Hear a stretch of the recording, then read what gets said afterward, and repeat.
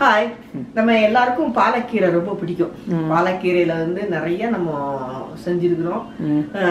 இன்னொரு இது வந்து தால் பாலக். கரெக்டா சொல்லுங்க பேரு. தால் பாலக். மோஸ்ட்லி ஹோட்டல்ஸ்க்கு போனோம்னா தால்ல வந்து நிறைய வெரைட்டிஸ் இருக்கும். அதில் வந்து ஒன்று வந்து தால் பாலக் நல்லா இருக்கும். அதனால இன்னைக்கு அது நாங்கள் பண்ண போகிறோம். ஓகே, இதுக்கு இன்க்ரீடியன்ஸ் எல்லாம் சொல்லிடுங்க. இதுக்கு தேவையானது வந்து துவரம் பருப்பு, பாசி பருப்பு போடுறதுனாலும் போட்டுக்கலாம். ஒரு 1/4 கப் அளவு வந்து நாங்கள் இப்போ கழுவி, இப்போ எவ்வளோ நேரம் ஆச்சு நம்ம ஊற போட்டு? அது ரொம்ப நேரம் ஆயிடுச்சு. 1 மணி நேரம் இருக்கும். 1 மணி நேரமாக ஊறிக்கிட்டு இருக்காது. அது போக வெங்காயம், தக்காளி பழம். 1 நிமிஷம் அப்படியே இருங்க. நான் வந்து அப்படியே ஜூம் பண்ணி கீரையவே எடுத்து வைக்கல நான். ஓகே. வெங்காயம், தக்காளி பழம், இஞ்சி, பச்சை மிளகா, மஞ்சத்தூள், இது சில்லி பவுடர், ஜீரக பவுடர். ஜீரக பவுடர் மட்டும்தான் இதுக்கு போடணும். பெருங்காய பொடி, உப்பு, பாலக்கீரை. பாலக்கீரை வந்து இது ஒரு 1/4 கட்டு வந்து, ஏன்னா நம்ம இப்ப மெம்பர்ஸ்க்கு தகுந்த மாதிரி போட்டுக்கிடணும். அப்ப பருப்பு கொஞ்சம் கூட்டிக்கிடணும். Okay okay. பருப்பு கொஞ்சம் கூட்டிக்கிடணும். பாசி பருப்புனாலும் சரி, மசூர் பருப்புனாலும் சரி, எதுனாலும் சரி, துவரம் பருப்புனாலும் சரி, எதுனா கடலை பருப்பு வேண்டாம். இது எந்த பருப்புனாலும் சரி. நம்ம இப்போ கீரை இன்னும் கொஞ்சம் போடணும். நாங்கள் இன்னைக்கு குவான்டிட்டி நம்ம நிறைய ஃபேமிலியில நிறைய பேர் இருக்காங்க, 4 பேர் இருக்காங்க அப்படின்னா இன்னும் கொஞ்சம் போடணும். அப்படின்னா பருப்பை கூட கொஞ்சம் போட்டுட்டு இதையும் கொஞ்சம் கூட போட்டுக்கோங்க. இதை நல்லா கழுவி கட் பண்ணி வச்சுக்கோங்க. ஆமாம். அந்த பருப்பை வந்து அந்த தண்ணியோடய போட்டுருங்கம்மா. அது ரொம்ப நேரமாக ஊறிட்டு இருக்கு. ஆன் பண்ணி அந்த பக்கம் வச்சிடுறீங்களா அடுப்பில்? இன்னும் கொஞ்சம் ஊற்றுட்டா தண்ணி? ஊற்று. இது ஸ்பூன் இங்கே இந்த வேறே 1 நிமிஷம்.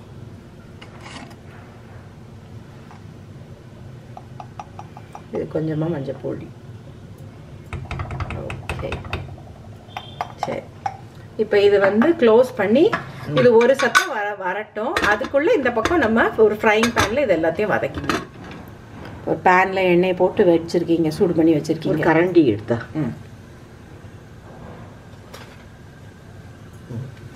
அந்த பக்கம் வந்து கடுகு உளுந்த பருப்புல வேண்டாம், சீரகம் மட்டும் போடுவோம்.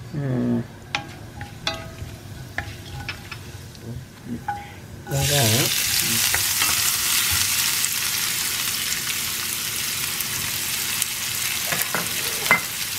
இஞ்சி, பச்சை மிளகா. உங்களுக்கு பூண்டு போடணும்னு விருப்பமா இருந்துச்சுன்னா அதுக்கு வந்து கட் பண்ணி போட்டுக்கணும். இது நல்லா வதக்கணும் சீக்கிரம். சரிம்மா. பெருங்காயம் இப்போ போட போறீங்களா? எனக்கு கொஞ்சம் நேரம் ஆகட்டும். சரி, ஓகே. இப்போ இது வதங்கட்டுமா? நல்லா வெங்காயம் வதங்கிடுச்சு. இப்போ தக்காளி போட்டுக்கணும். இதுவும் நல்லா வதங்கணும். இது கொஞ்சம் தண்ணி விட்டு வதங்குறதுக்கு உப்பு எதுவும் போட போறீங்களாமா? இதில் கொஞ்சம் உப்பு என்ன போட்டுருவோம். உப்பு போட்டிங்கன்னா கொஞ்சம் தண்ணி விட்டு வதங்கும்ல. சரி, வதங்கிடுச்சாமா? இந்த மஞ்சத்தூள் போடும்.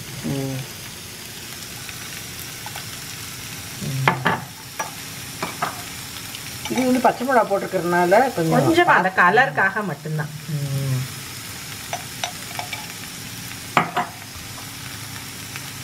சீரகத்தூள்.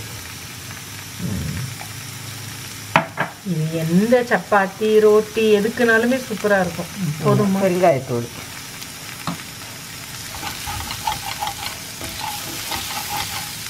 நான் உப்பு ஒரு இதாட்ட ஒரு அளவாகத்தான் போட்டிருக்கேன். நம்ம இந்த இதில் போட்டுட்டு கீரையை போட்டுட்டு அதுக்கப்புறமா குக்கர் ஆஃப் பண்ணிட்டீங்க இல்லையாம்மா? குக்கர் ஆஃப் பண்ணி, குக்கர் வந்து 2 சத்தம் வந்தது, ஆஃப் பண்ணிட்டாங்க அம்மா. கீரையை போட்டுட்டா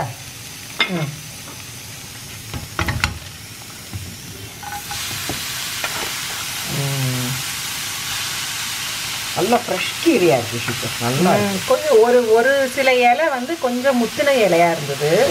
ஆனால் அதெல்லாம் அந்த தண்டு எல்லாத்தையும் எடுத்துட்டு கீரையை கட் பண்ணிட்டேன், நல்லா கழுவிட்டு.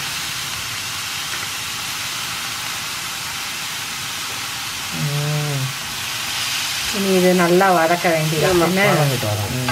சீக்கிரம் இதாயிடும். இப்படி நல்ல அது நமக்கு தெரியும். பாலக்கீரை வந்து சட்டியில் போட்ட உடனே குழஞ்சிரும். இது நல்லா வந்துருச்சு, ஒரு கிரேவி மாதிரி ஃபார்ம் ஆயிருச்சு. இப்போ பருப்பு இங்க பருப்பு வெந்துருச்சு. இப்போ அதை ஒண்ணா போட்டு உப்பு சரி பார்த்து மூடி வச்சு ஒரு சத்தம் வர்ற வரைக்கும்.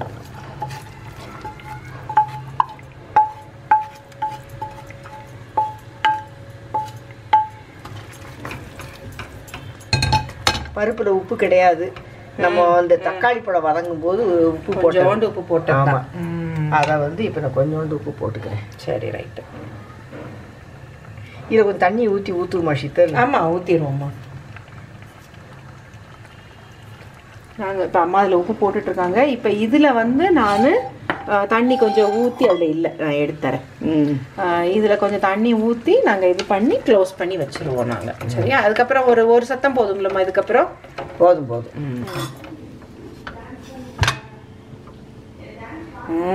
சூப்பராக இருக்கு.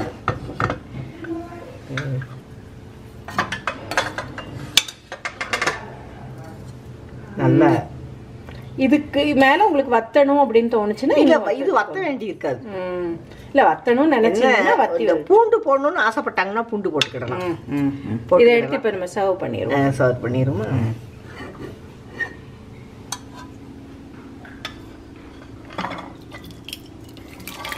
இது நல்லா